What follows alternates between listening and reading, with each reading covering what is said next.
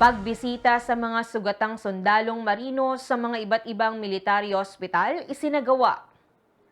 Ang buong detalye ng balitang yan, ihahatid sa atin ni Corporal MJ Hayahay, Philippine Navy Marines.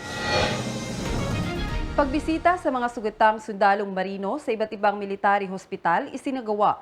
Isinagawa ang tradisyonal na pagbisita ng Philippine Marine Corps sa mga sugatang sundalong marino sa iba't ibang military hospital noong ika-28 ng Oktubre taong kasalukuyan.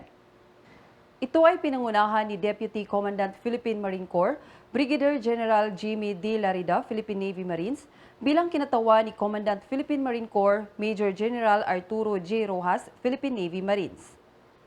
Kasama naman sa mga bumisita ang ilang miyembro ng Philippine Marine Corps Officers Spouses Association Incorporated o PM-COSAI na may mga programa rin para sa mga wounded Marine Warriors.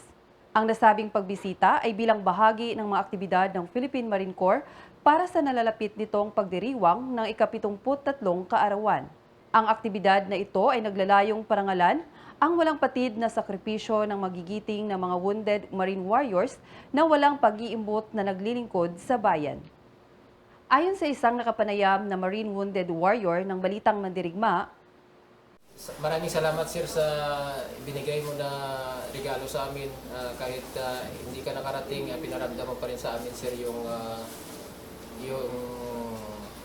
pag-aalala at pinakita mo rin sa amin sir na concern pa rin sa amin yung buong Marine Corps sir.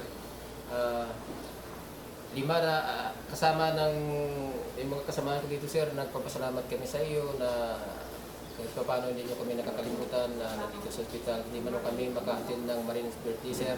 Happy birthday sa Marine Corps. At thank you sa nakarating sa amin na regalo sir.